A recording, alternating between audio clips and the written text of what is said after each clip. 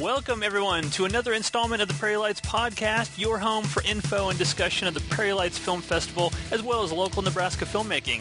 Tonight, we have two very special guests joining us from the film WAXING, director Lexi Bass and star Molly Fosler. How are you guys both doing this evening? Good. I'm good. Hi, Molly. How are you today? Is this your first podcast?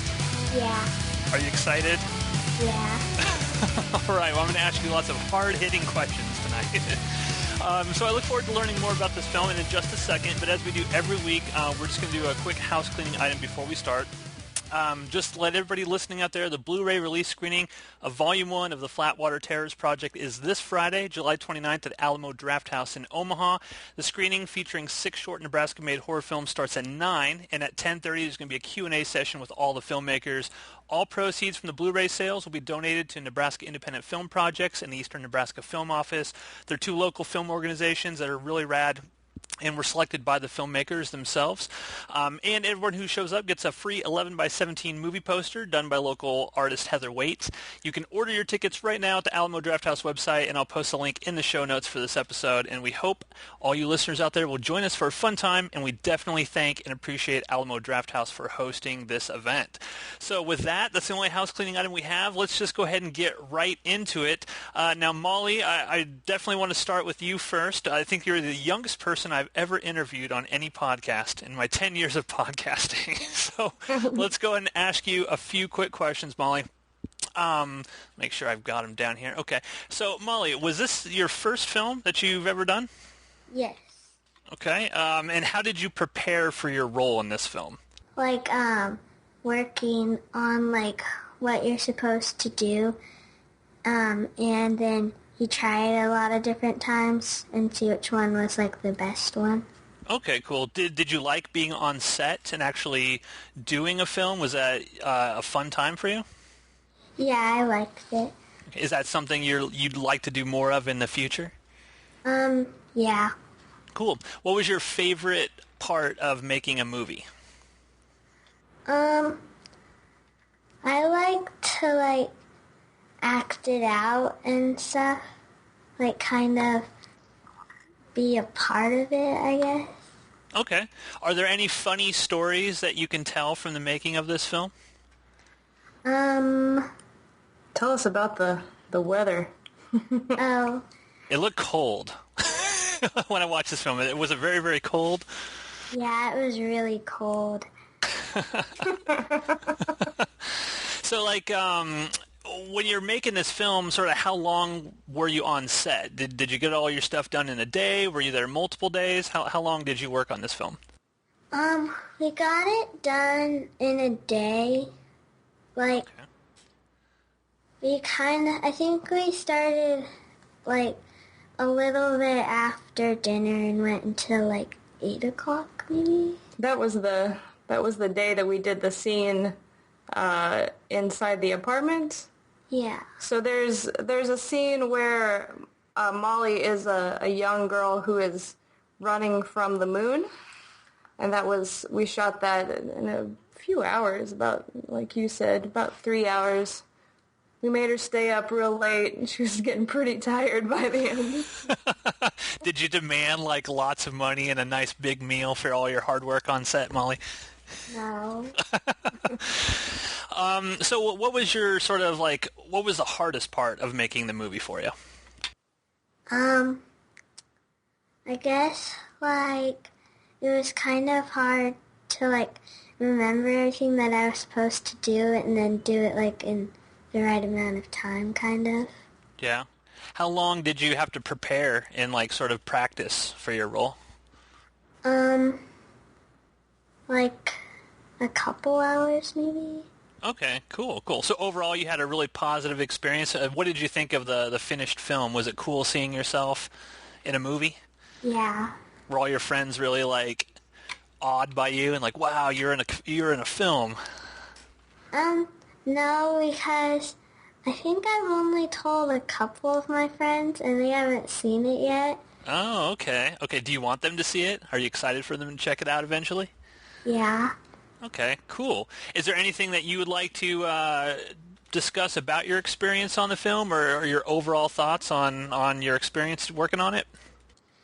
Well, I thought it was, like, really fun to do it all and stuff, but, that's all, I guess. Cool, cool. Well, it's very cool. It's always very cool to have children working on film sets before. I've actually never directed, a child on a film set before, so that's an experience I would love to do at some point in time. Lexi, I'll just ask you, how was it working with a young child on set who had never had any experience before? How was she? Well, we had both Molly and her friend Anna Gulzo, who were both in the film in that same scene. And they were really awesome, really easy and fun to work with. And, I mean, to be quite honest, I wouldn't feel like I would have approached it any differently with them than with adults. I mean, I think that they were both very professional and worked hard and paid a lot of attention and did a really great job. Both of them did very well. Awesome, awesome. Well, thank you for joining us tonight, Molly. It was a pleasure speaking with you, and I can't wait for everybody at the film festival to get to see you on the big screen. You're going to be in a movie theater. That's going to be pretty cool, right? Yeah. Yeah. Is there going to be a lot of like your family members showing up to watch you on the big screen? I think so, yeah. Cool, cool. Well, I'm super excited for everybody at Prairie Lights to check you out in your first film in a movie theater. That's going to be a really cool experience for you. For sure. So let's talk to Lexi a little bit about this film here. First, I guess a lot of people probably don't know much about you. I personally don't know much about you. I've been making movies here in Nebraska for like 10 years. Tell us a little bit about yourself. How did you get into filmmaking? What is your bio? What is your story? What's my story? Well, I was born in Tennessee and lived most of my life in Kentucky, went to school in Kentucky, got my graduate degree in Louisville, Kentucky, and then I moved here to Nebraska 4 years ago for a position at the University of Nebraska-Lincoln, where I have been working with video some of the time, but running a center for students to use design software. Cool. And printing, which I had never really done much of before. So we use large format printers here in the art department. So it's been really great. It's been a lot of fun, and I've been able to kind of mentor some students on doing video as well. But I'm largely doing, I guess, video. Not video art specifically. I am more of a filmmaker than a video artist. But I'm kind of coming at it from the sort of artistic standpoint, from an art school background. Cool. So I'm sure that comes through. Yeah, for sure, for sure. And so, was this your first film?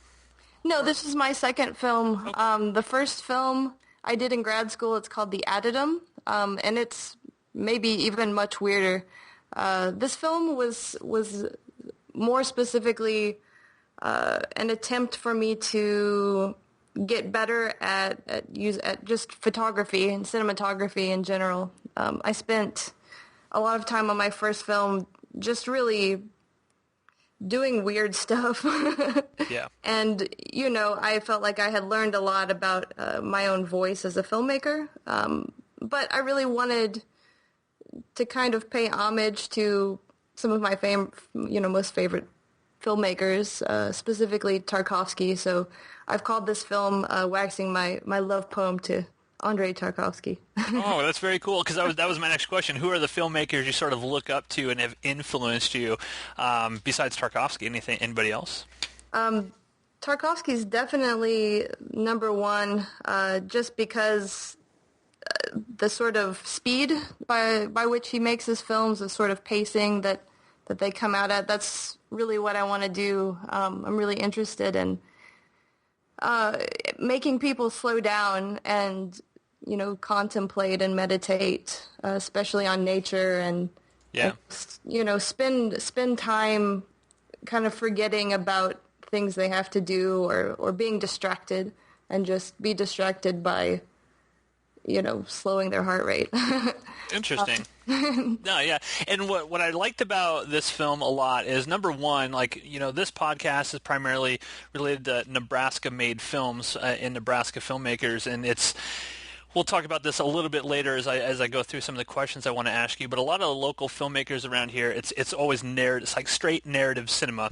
It's very rare that you get anybody making some experimental stuff. There are filmmakers that dabble in it and occasionally, but I think it's really cool, and I'm really excited to screen this film at the Prairie Lights Film Festival, because a lot of Nebraska, cinema goers and even other filmmakers are going to be sort of introduced to a sort of style of filmmaking that's just not very common around here, and that's what I'm really excited to be able to show everybody. So yeah, I dig it. I really love this film. And let me ask you a few questions here about it. I have them written down so I don't forget anything. And once again, feel free to always just go off on tangents and stuff like that if you want. It's totally cool. Like I said, we're very informal here, so I just love having conversations with filmmakers. So my first question here is, this film is very experimental and different from most local filmmaking around here. So what went into sort of your choice to sort of forego a traditional narrative film and sort of do something very experimental like this? Well, I really feel like this film is much less experimental than the first one. So it's kind of funny because for me this is the accessible one. Yeah. But I guess that's just, there are so many people making films now. It's I can't remember who had this quote about, we'll have some really interesting cinema when the cost of a camera is no more than a pen and pencil. Yeah, for sure. Something about, poetry and, the modern world and how much things cost. So, I mean, and I wouldn't say that that's exactly the case now, but you definitely can, anyone can really make a movie. Most anyone really, at this point in time. So there's people making movies on their iPhones now. Right, yeah, and that's fabulous. So I guess for me, it's been more about just what is the form and what can cinema be and what is the purpose of cinema really. I mean, I guess people get really hung up on genres and making the perfect genre or just making a film that sort of fits into what has traditionally been funded, I guess. And now anything can be funded. So I feel like it's really just the time to do whatever. Yeah, for sure. And the question I hear a lot of people ask, because I've been at film festivals where they show a lot of experimental, or maybe experimental might be the incorrect word, but maybe just non-traditional styles of filmmaking. And I always hear a lot of people ask, they're like, well, how does one make a sort of quote-unquote experimental film? Most people generally understand the process of a narrative film, whether it's the Hollywood system or whatever. It's like, you have your storyboards, you get your actors, you shoot the film, you edit it in a specific way, it has a beginning, a middle, and an end. But when it comes to like an experimental film, it can be tough for like the average person when they sit there and watch it to sort of wrap their mind around like, well, why did this image fade from black and white to color? And why is it, like, for example, why is this girl's dress blue when the rest of the image is in black and white? Which are some of the things I saw in Waxing. So I'm sort of interested in first, like, sort of just the mental process of how you personally engage the creation of an experimental film like this, because I've heard criticisms from people who don't get it, who are just like, oh, it's just like random images just sort of thrown together, and obviously that's not what it is. But I think our listeners would really benefit from sort of understanding like how do you go about sort of mentally processing how an sort of experimental non-traditional film works and operates.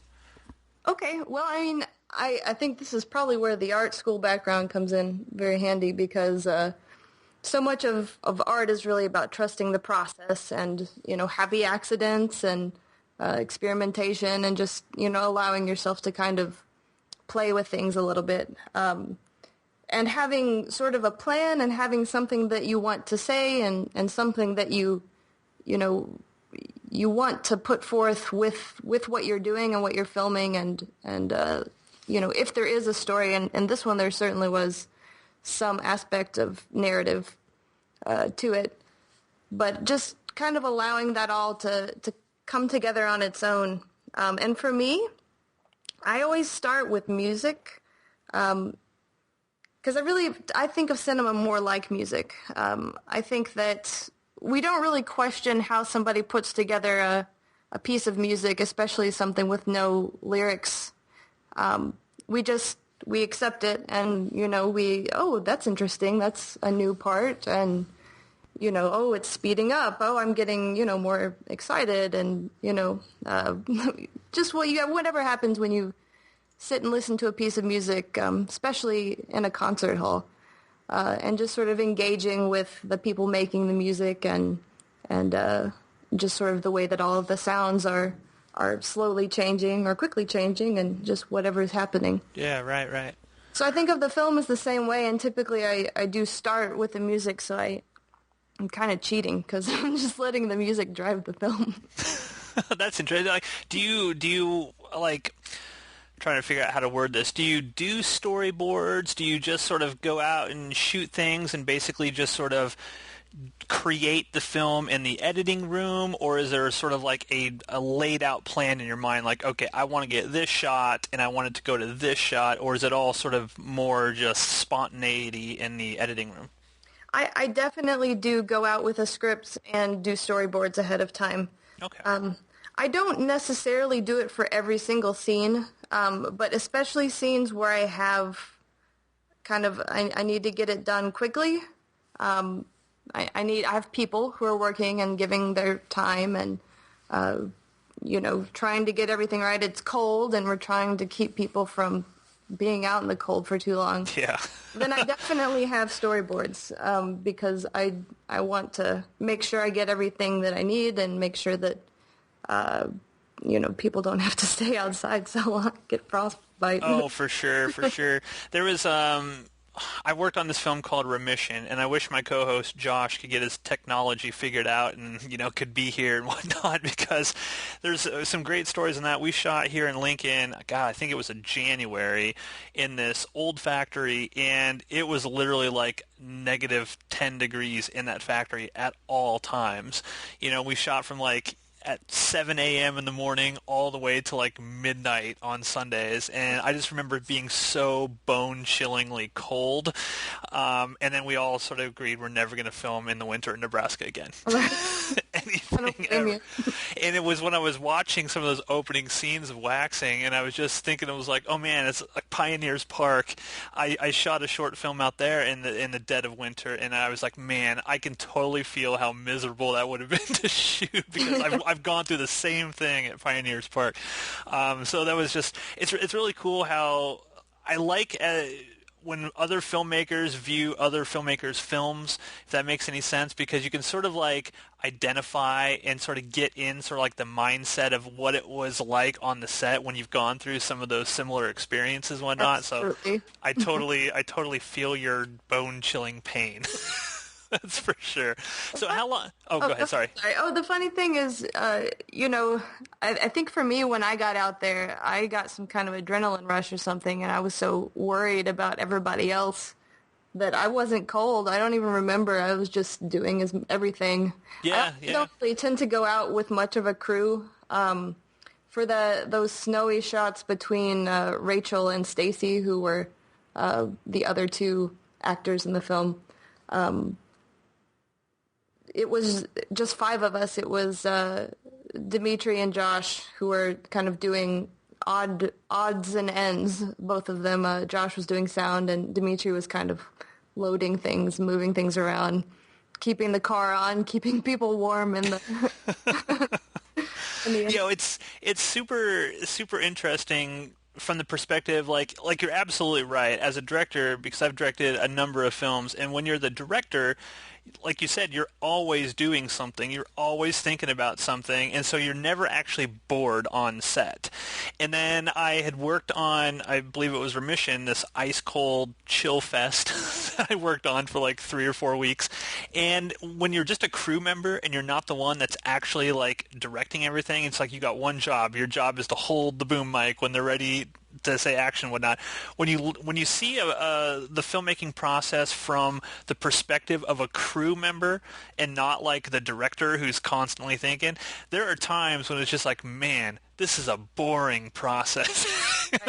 And I was like, I always got this greater appreciation for what crew members go through, and now I'm like conscious of like, okay, we got to keep things moving here because these people are probably getting upset.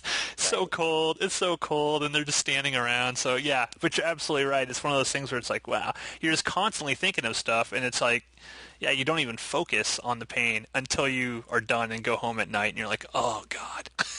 Well, I was focused on everyone else's pain because there's this really great blooper of, so Stacy was the one, the graceful woman who brought the strange, mysterious box and handed it to the younger woman who was receiving the box. And she had told us this story about how she truly got frostbite once in the past, and she was terrified that she was going to get it again, which is totally fair. Yeah. There's this really great blooper of her just jumping up and down and screaming about how cold it is. It was really cold. Yeah, Nebraska winters are one of the worst type of winters you can go to, especially when you're out filming. And I was just thinking of like if cameras were like sentient, they'd probably be like, why am I out here? Why is this person bringing me this camera out in the ice cold winter? But yeah, so that's interesting. Like I said, we're talking about sort of like the natural environment, and obviously the natural environment of Nebraska is a major component of this film. And like I said, in particular, I noticed lots of shots at Pioneers Park here in Lincoln. What was it about the Nebraska landscape that lent itself to this particular story for you? Well, I'm not from here, so I kind of came to appreciate Nebraska, being someone that is from more or less the South, Southeast, I guess, comparatively. So I was really kind of just appreciating the landscape, which is very different. I'm used to a very different kind of landscape and kind of different weather. I remember walking to work once, and the wind actually blew my shoe off my foot like 20 feet behind me. And I was like, this is what Nebraska is. Isn't it amazing that they're pioneers in the 1800s that lived here and settled here? I have like the utmost appreciation for those people, because I would have, if I lived in the 1800s and I came here and like put up my tent, whatever, the first crazy Nebraska day, I'd just be like, all right, I'm heading back east. No. This ain't worth it. Yeah. And that was, I remember I watched that Dust Bowl documentary, the Ken Burns documentary, right when I got here. So I was kind of learning a lot about the history of this part of the world. It was very interesting, and I just kind of started to really see that in the people that I had been meeting, this really hardworking mentality. I feel like people here in Nebraska work very hard and are very proud of the work that they do. And I really just kind of wanted to show that tenacity. I don't know what specifically. I guess this film in particular was a film. It was a film about the moon, so not particularly about Nebraska. But I felt like it really lent itself. I don't necessarily want to say what I believe in, but this was the film that was pressing me to make it next, and this is where I was. And I kind of just felt like, well, all this stuff comes together this way. This is, so I let in the same way that I said, I let the music kind of drive the film, I also let the location drive the film. So I'm here, and I wanted to make this film about the moon, and, it seemed like the perfect place to do it, really, just because of the sort of parts of Nebraska that had such beautiful, sort of staggering natural spaces, and just the weather and this general sort of feeling of tenacity and of responsibility, and the history of Nebraska, I really think just made sense with the kind of story that I wanted to tell. Interesting. I'm sort of curious, and maybe I know some filmmakers who make sort of films in the vein of yours don't want to comment too much on like what the sort of like the meaning or the story is of these things. A lot of them just sort of want the audience to sort of react and get from the film what they will. But is there something in this film that, like, for people who are listening right now and they're like, well, this sounds cool, but like they're going to be asking themselves, well, what is it? Like, what is waxing? Do you want to sort of like, there's a little bit of a narrative in there. Do you want to give that out, or would you rather people just sort of, okay, go ahead and talk a little bit about like what is waxing? Well, for me, it was a series of dreams that I had where the moon showed up. So I remembered them. Some of them I had when I was 9 years old. Some of them I had more recently in the past, 5 or so years. But I just would write them down. So the ones that I had as a very young child, I did not write down, but I continued to remember them throughout life because they were so vivid. But I got into the habit of writing my dreams down when I had them, which was kind of part of, I had nightmares for a long time, and kind of part of getting to where I wouldn't have them so often was to just get up and write them down and sort of committing them to a written format. I'd get kind of chilled out and I'd go back to sleep and it would be fine. But I amassed quite a collection of weird dreams. Yeah. So that's kind of been the fodder for this. And I started noticing this repetition of certain dream symbols. Specifically, I had more than one with the moon, and started asking myself, well, what is this symbol for me? I was also reading a lot of Carl Jung in the last few years, part of my academic fun times. So really just kind of, that was really inspirational and influential on the way that I'm making films, was just reading about Carl Jung's ideas on dreams and just generally his thoughts on psychology and the way that we our sort of hidden personalities and what our unconscious selves are telling us, I guess. So with this film, these were just a variety of different vignettes. And I think the whole film in general has kind of a theme. And I don't know, maybe I should or should not say what I think the theme is. I mean, for me, it's really about sort of the heaviness of growing up. And I think the moon is this thing that is mysterious and heavy and always there, looming kind of. It can be a thing that is simultaneously, comforting because it lights the way at night. At the same time, it's creepy. Yeah, for sure. I liked a lot of like the effects that you used. Basically like time. Was it like time lapse stuff, like speeding up the moon and stuff? Did you do? Yeah, I really liked sort of what you did with it. I thought it was really unique and interesting. Like how long was the shoot, and like how long did it take to go through the post production aspect of this? Because it seemed from watching it there was quite a bit of post production, color correction and that sort of stuff. Did that take a long time? Oh yeah, I mean that's where I spend my time. In fact, it's kind of a funny thing. I actually I don't like going out on sets and shooting. It makes me really nervous and stressed, and it's like as soon as I knock one out, I'm like, oh, okay, now I can sit down and just edit and get in my zone. And that's really where I feel comfortable and where I feel like I'm an artist and where I really feel like I'm making something that means something.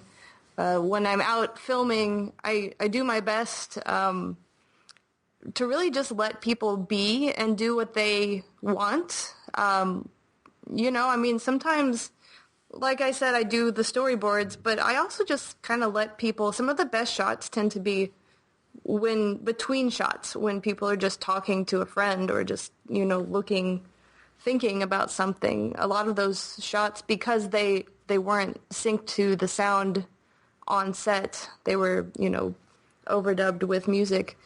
They could just be the sort of documented face of the person and what they were kind of feeling. Yeah, I totally agree with that. We have like the same philosophy when it comes to making movies. I always ask filmmakers, I'm like, well, what's your favorite part of the filmmaking process? Is it writing? Is it directing? Is it editing? Whatever. For me personally, it's always editing. Actual directing is my least favorite part of it. I wish I could like just not do it at all, but then I feel if I don't do it, then I'm not going to have what I want in the editing room, so I feel like I have to do it. But I think that's absolutely right. I always have a sort of mantra on set. Whenever I bring a cast and crew on, I say number one rule I have is I do not stifle creativity. One of the things about it is everybody that's on that set, I as a director have brought them on there for a reason. I have found something in their performance, something in the way they work, whatever it may be, that is of value and is valuable to the overall production. And everybody that works on that production, in my opinion, has a stake, an investment in making sure that this project is, as great as it can possibly be. So I've been on sets where directors sort of are like, no, it's my way. We're doing this. You don't do that. Don't do that. Now, I feel like that then stifles the creative component of filmmaking a lot of times. And you're absolutely right. There's been lots of times when I will tell someone, like an actor, will just be like, hey, wouldn't it be cool if you got a shot from like this angle? And I had never thought of it before. And I was like, well, yeah, let's just shoot it and see what happens. Right. Sometimes on set, I'm like, nah, that's not going to work. But when I get into the editing room, it does work because I'm putting that puzzle piece together. And that's what I like, to sort of bring that puzzle to completion. I was like, oh, wow, that was really, really cool. So, yeah, we have the same philosophy in terms of actual on-set filming. I hate directing, though. No, I'm totally with you.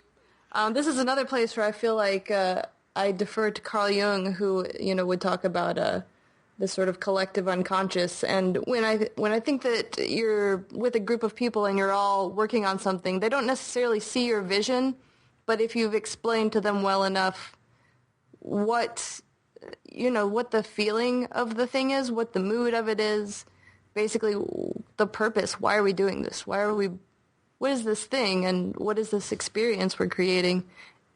People latch on to that, and their ideas are great because they're part of that. They're invested in that mood as well. So I fully agree.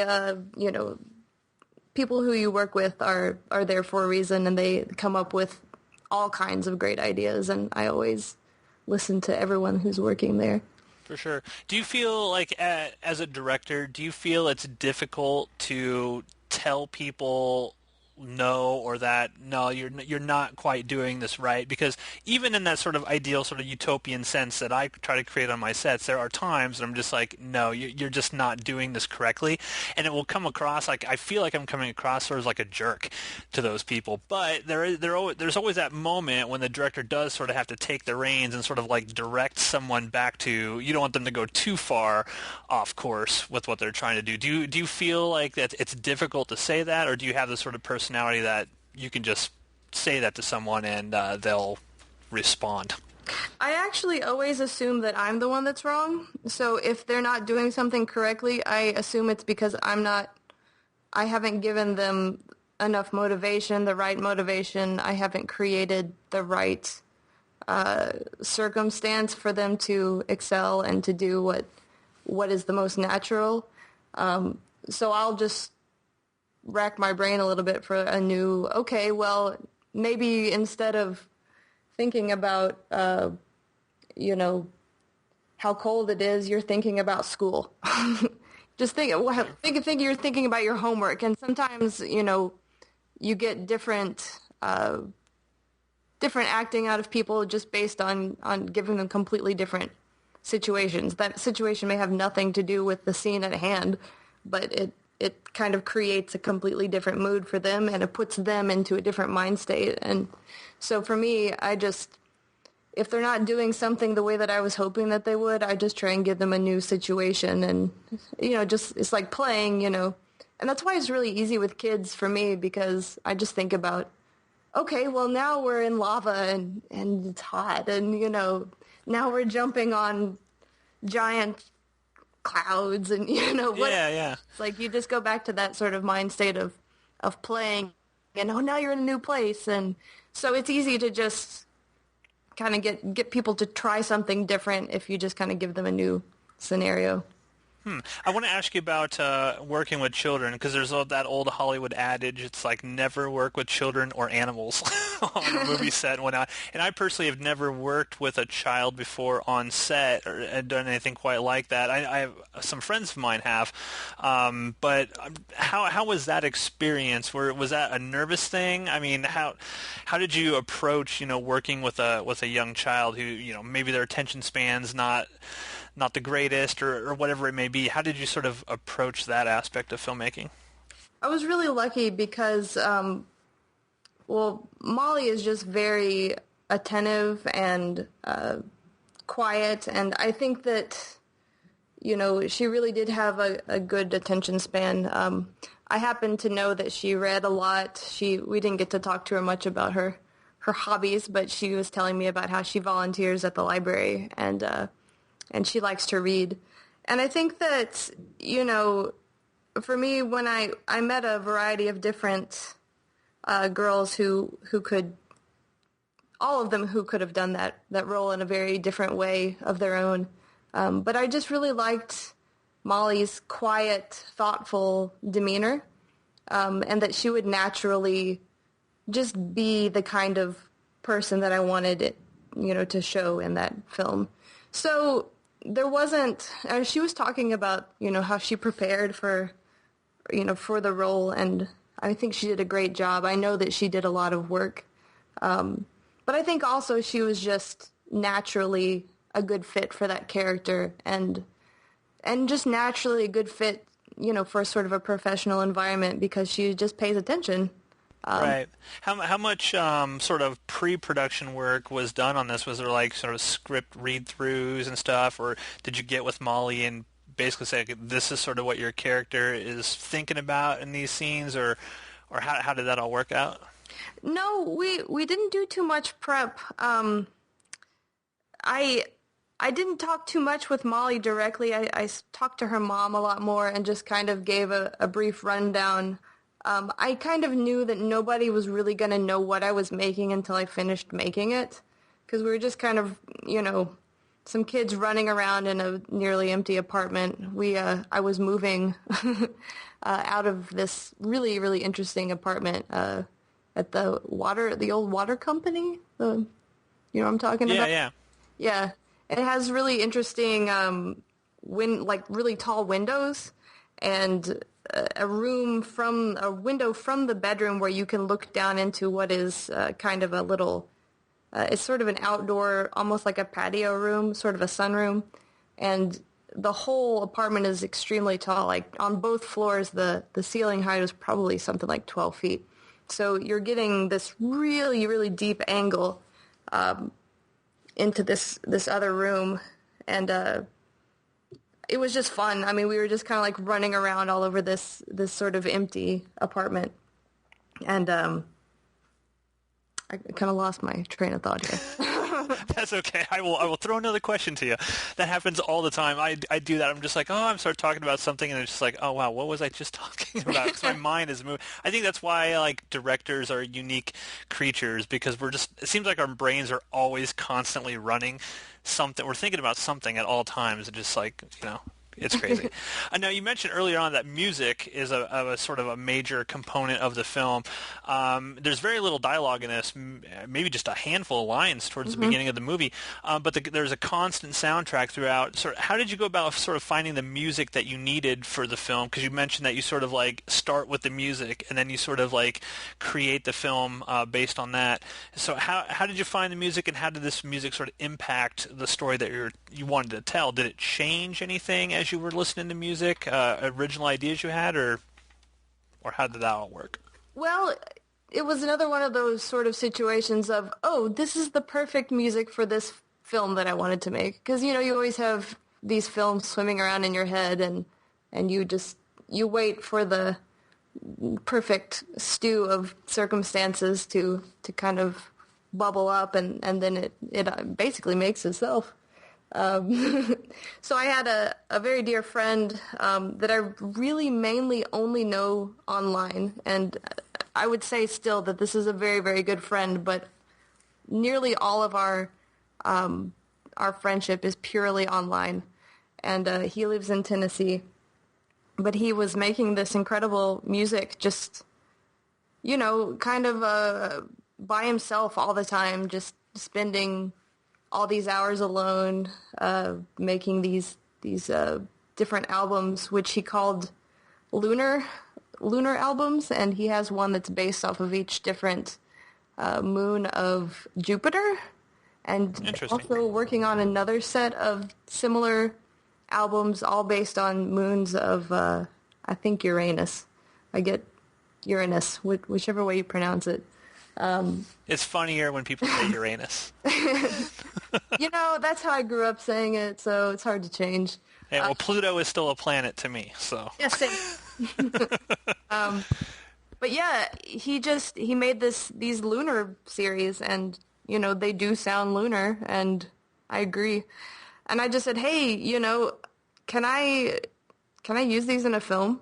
I mean, because for a while, I think maybe was one of his biggest fans, one of the few, because he didn't really get out and publicize this, in a big way until he created his label and started promoting it online. But he was like, yeah, I'd love it if, you put these in a film. So I did, and I just kind of, the way that I worked through it was he had so many pieces, and they're all kind of similar, but, they do have sort of a different pieces from different eras, have a different sound. So I just kind of took pieces. A lot of the time they were back to back on the album, like one sort of segues seamlessly into the next on the album, each track. So some of the time I would even use several pieces that, already had segues built into them. And some of the time when I wanted to make kind of a hard change in the film, I'd pick something that was from a completely different era that had different kind of percussive qualities to it, and place that to kind of change the scene. But overall it was, cohesive because it was all made by the same composer. Yeah, the music was awesome in this, and it's interesting that you mentioned it's lunar based, because when I'm big into like space rock. I was just thinking to myself, I'm like, man, if this had some distorted like guitar like power chords in it, this would be like right up my alley. It does sound very spacey and dreamlike and ethereal, and I think that really works for the images that you have in this film. Like even some of the effects that you do, like I mentioned earlier, like the black and white go into color within the same shot and stuff like that. It really helps sort of set the atmosphere that you're going for. So I think the music sort of knocked it out of the park. I really dug it. Thank you. Well, we should thank him too. His name is Kimo Castronovo, and his label is monolithmanufact.com, so I'll give him a little plug. Yeah, for sure. Everyone should go check that out because it's really, really great. Now, when you actually submitted the film to the Prairie Lights Film Festival, you went through the Film Freeway website, and I was just sort of reading your director biography, and when I initially saw this film here, I saw your director statement, and so I wanted to ask you a little bit about this because it brought me back to my film studies days at UNL with Marco Abel as my professor. And you mentioned here, quote, "My cinematic work is quietly contrarian, a feminist response to an industry born of the male gaze at the tipping point of women's repression and subsequent and ongoing liberation."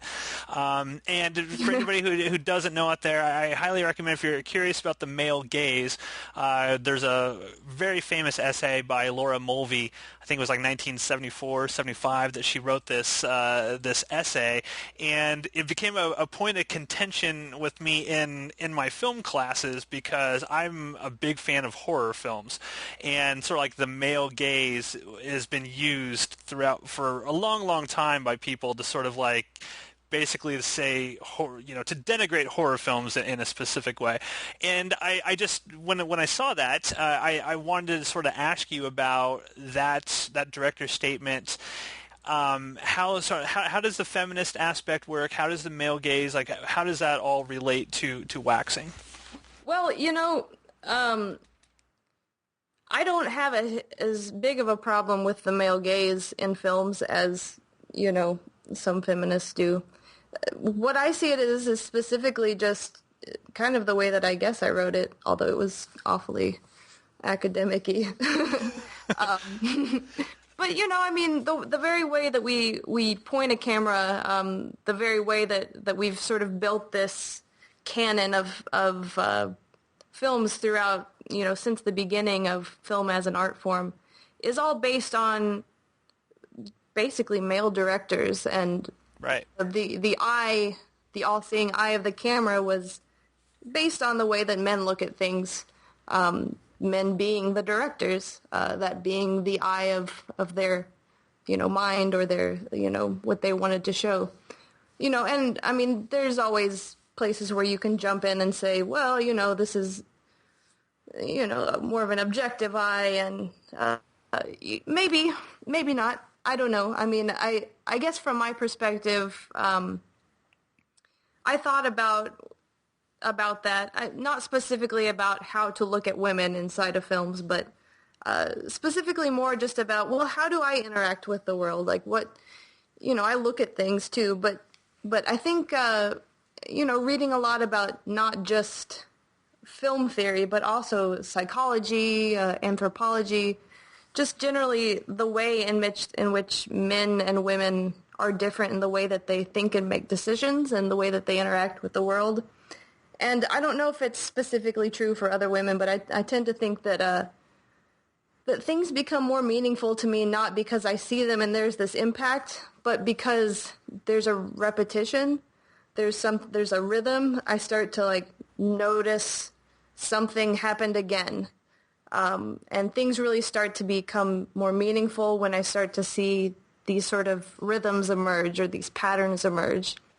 Just like seeing in the dream that there's a repeated symbol of a moon happening. So for me, it was more about, I mean, it's a visual art form, so there's going to be a camera, and that is the eye. But to me, it was more about creating this kind of epiphany through repetition and through sort of meditation, more so than being about what I'm looking at and what the character is doing and the sort of linear nature of the dominoes falling and creating this, problem down the line and creating, the resolution for that problem. And, and instead of being a domino knocking down, exciting kind of, oh, I can see how this is going to play out, it's more of the feeling of epiphany happens more with the sound and just kind of the culmination of people and characters and what they really mean. For sure. And I definitely encourage people out there to go read film theory.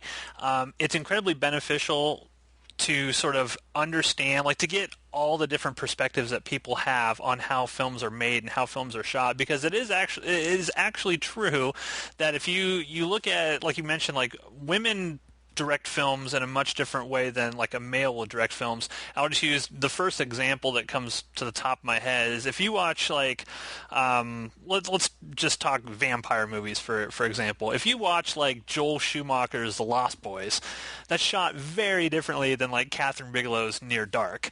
And I would encourage anybody out there to go read Laura Mulvey's essay on it. Can't remember the exact name of it at the time. Do you remember the exact name of that essay? Is it not just called Gaze? Visual Pleasure and Narrative Cinema. Oh, yeah. I think that's it. I have it at home somewhere. Yeah, they're she's done multiple follow-ups to it and stuff from, because the great thing about film theory is someone will put forth an essay and then, the education, the academia, they'll come back and they'll be like, well, no, this is incorrect because X, Y, Z, and then they'll do follow-ups and revisions and stuff like that. But it's really interesting, and I encourage anyone who loves film to go read these essays. You can get books that are just filled with all sorts of essays. And it's not just horror films. You can get westerns and all sorts of various things, but it'll only enhance your sort of relationship with film. If you're someone that really loves cinema and isn't just watching a movie to be entertained by it, just I want 2 hours of entertainment and then I'm going to go back to my daily life and I don't care. But if you're someone who loves film and loves to learn about it, don't read books just how movies are made. You should also read books about how the perspectives are put into how these films are made, because it's incredibly enriching to anyone who loves cinema to learn about all these things. Now, you might not agree with every single essay, obviously, but it's cool to at least have that sort of background and perspective on, okay, this is what's coming from. And I do agree with a lot of what Mulvey said in that article about the male gaze. Not all of it, but yeah, it's when I read that director statement from you, I thought it was really cool because, like, oh, she knows film theory. That was my major at UNL, is film studies. It's like the most meaningless major possible. It's like when someone comes up like, oh, what was you went to UNL? Yeah, I graduated. What was your degree in? Film studies. Oh, what do you do with that degree? Well, not a whole lot. Not a whole lot. But it's, I don't know. Now I'm getting off track. It's cool. Go read the essay. Go read it. It's awesome. Okay, let me bring up my questions here. I think I had another question about so we sort of talked about the creation of the film and sort of what you're looking for. As an audience member, if there's going to be people at Prairie Lights, they're going to be sitting there, they're going to have no idea what this film is, what it's about. They're going to sit down in the theater, they're going to have their popcorn there, this is going to come up on the big screen, they're going to watch this movie, and what do you want or hope that the audience reaction or what they come away with after watching Waxing? What's the goal for you as a filmmaker to the audience who's watching this? I mean, if nothing else, I hope that they can kind of look at the character of a young person growing up and feeling sort of burdened by responsibility and by the it's a coming-of-age story. I think that it's pretty standard in that sense. Even though it's attacked in kind of a different way, it's still a coming-of-age story, and I think it's just, if nothing else, look at your kid and be like, man, you go through a lot, becoming an adult. Yeah. Well, good for you. Especially in this day and age. It's more prevalent than ever. It's more important to watch these films now. Speaking of coming-of-age things, I'm just going to bring this up. Have you happened to catch Stranger Things that's on Netflix? I have not. Okay. I admit I'm a weird filmmaker because I don't have Netflix anymore. Okay. And I don't watch TV or cable, and I don't watch films in theaters typically. Like, I don't ever watch Hollywood films. There's a few. There's a handful that come through, and for some reason or another, I end up seeing them. Whether it's because I'm, at a family reunion, or there's something about it that I kind of like just let go for a minute. Like, okay, we'll see what this is all about, and then we'll reevaluate Hollywood afterwards. That's really interesting, though, because I only bring up Stranger Things because I would just encourage any of the listeners out there who have Netflix to go watch that immediately. It's an 8-episode television series. It's seriously in my top 5 of favorite things of all time. It's this sort of incredible 1980s coming-of-age story that's sort of like a cross between The Goonies meets The X-Files meets E.T. meets Stephen King.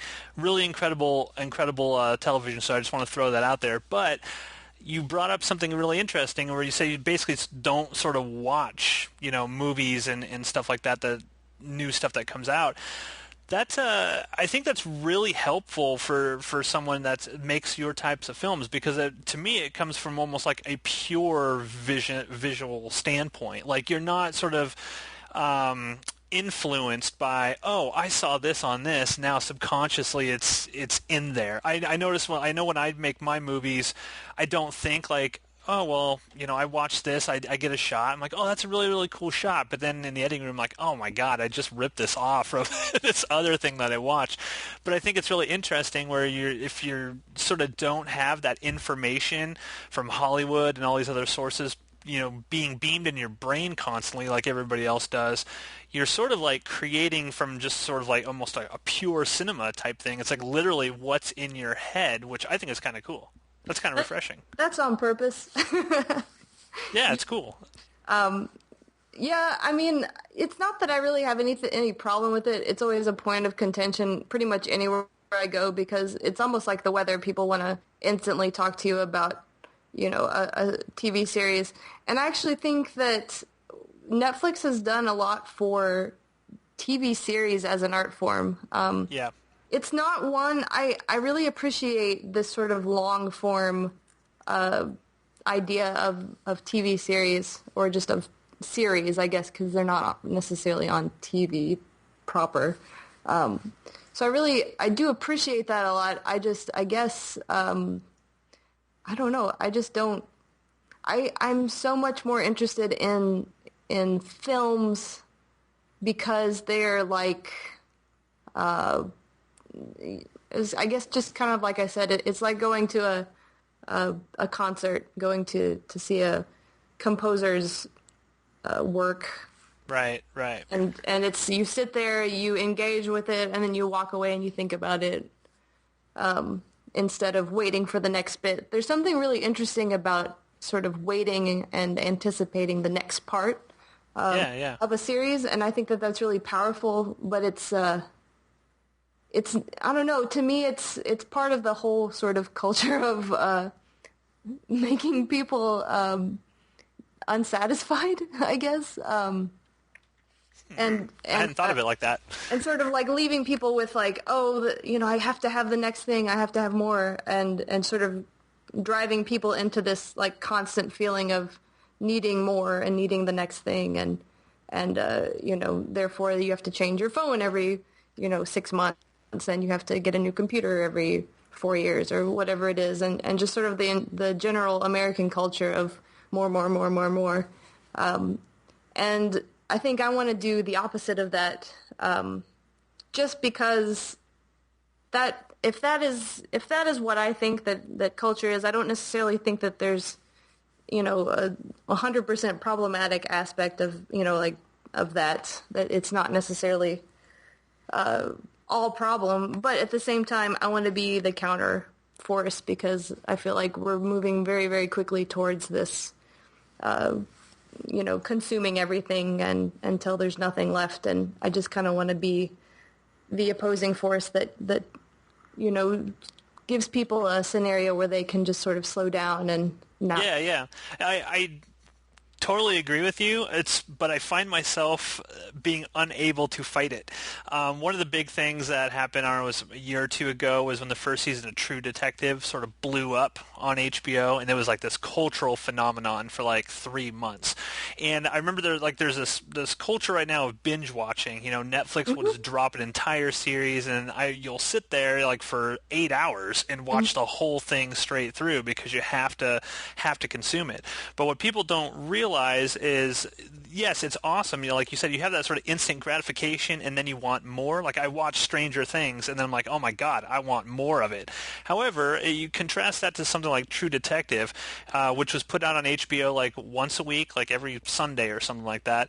But for that 3-month period in which True Detective was on, what it did in between each week, it created this entire like subculture of people, talking to each other, people meeting each other who had never talked to each other before in their lives. So they were coming together, meeting each other because of this television show. There's all these artists who were creating all this amazing artwork inspired just by the imagination that was going on because of this show and whatnot. And the reason was because there was a break. You would get one episode, and then there was a long break, but they would always leave like, man, I want to know what's happening here. But it was creating all of these little side things, businesses that were popping up online, of people making True Detective, necklaces and T-shirts and all this stuff. And I'm really interested in that sort of thing. Like I love to sort of see like culture, society sort of like be super excited about something and then create out of that. So like I love the fact that art, cinema, whatever, even it could be a painting, it could be a piece of music that can, turn you on like, wow, yeah, I'm going to go make my own music now and be in a rock band, whatever it may be. I think it's really cool that art and cinema can sort of inspire so many different and new things. But when you binge watch things, and that's where everything's going now, when it's just available, that's not there. I think Stranger Things, this television show, is so incredible. Like, it would have only enhanced so many, like the creativity of so many people if it had been like you can't watch it all at once, right? You got to wait. Right. You have to be able to wait to see the next thing, because that breeds creativity and imagination and thought and speculation. What's this gonna? Who's this and who's that? So, yeah, I resist. I want to resist this sort of instant gratification. Everything's there, consume. But then I find myself. It's like They Live, John Carpenter's They Live. It's just like I have to obey. I just have to do it. I can't stop. But well, this has been an awesome conversation. I just want to thank both you and Molly for being on tonight. Is there anything else regarding the film that you want to bring up or discuss before we close up shop tonight? Well, I guess I can you want to hear about the next thing I'm making? Oh, yeah. I was actually going to throw, like, do you have a website or anything you'd like to direct people to? Or, yeah, tell me what's going on next with you. I do have lexibass.com, although I run it myself and I don't update it very often, so sorry. But there's always, I put all the projects on Facebook and on Without a Box, and as well as I guess I can start putting them on Film Freeway as well. And Vimeo, of course. Vimeo is probably where everything lives for me. But the next thing is another film related to dreams that I've had, and this one is about birds, dreams that I've had with predatorial birds.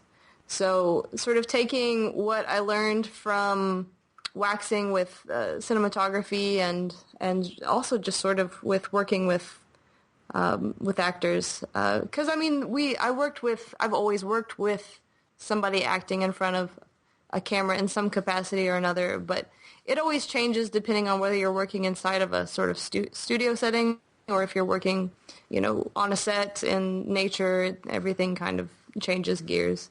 So I'm going to do a little bit of a hybrid in the studio, doing some of the shadow puppet stuff that I did on The Addendum, which is that first film. Cool. And then also a little bit more of the sort of compositing technique with filmed footage and time lapse, and sort of just accumulating a variety of techniques to incorporate depending on what the film asks for. But I'm really excited about working on the next film, and hopefully if people like waxing, then they'll think about checking out the next film, which is called How Bluebirds Are Born. Now, do you have any interest at all in ever doing sort of like a straight narrative, traditional sort of classical Hollywood style film, or is this sort of like the space you feel like you're gonna live in as a filmmaker? I definitely feel like I have to ride out this sort of dream cinema thing for a while. And because a lot of it is really about working with people who are not trained actors, but who are sort of people that bring some of their own personality to a film, and tend to be a little more quiet, I guess, and reflective. I have written a couple,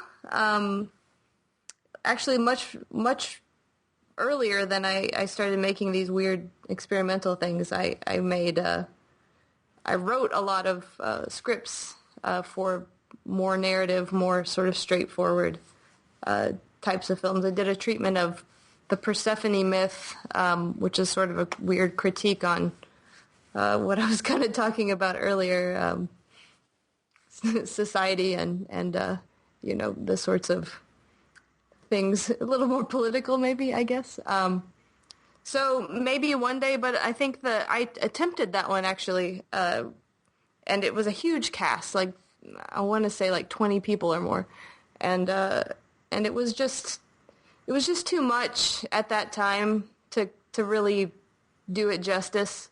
And I feel like, I need to work through this series of stuff right now to get to the point at which I feel like I can trust people to do things like sound, because I think a lot of my problem is, like you said, you hate directing. It's hard to manage a ton of people all trying to make this thing happen at once, and really a lot of that is just about letting go of the control. And so with these smaller pieces, I feel like I can work out letting go of the control, and then when you get to the point at which you have a ton of people, you already know how to let go of the control, and it's, and it's tough.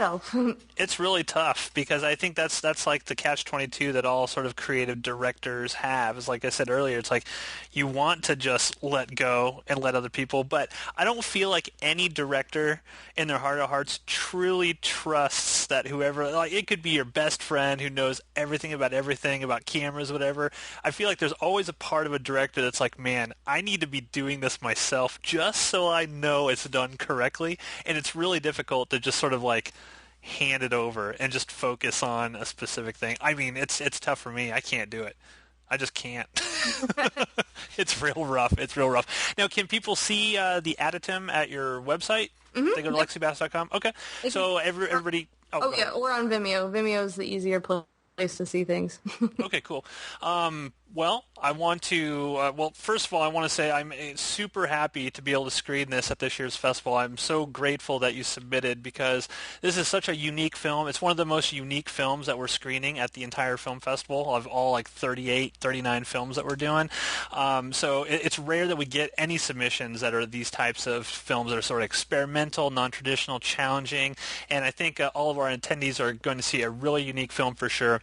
And don't forget, everybody, you can see Waxing Saturday, October 8th at this year's Prairie Lights Film Festival. Weekend passes are on sale right now for the low price of $10. That gets you access to all 38 films, 17 world premieres, all Q&As, free popcorn, free soda, discounts at Bonsai, Sin City Grill, and the Chocolate Bar, as well as a free DVD sampler disc. It's going to contain 8 short films from local Nebraska filmmakers. And on top of that, all weekend pass holders will get free entry into the Bonsai Blowout after party on Saturday night. It's where they're going to have a rock band playing and everything like that. If you have a weekend pass, there's no cover charge or anything. You can just go in there, get discounted food and drinks, and enjoy whatever rock band that's going to be playing. Hopefully it's a good rock band.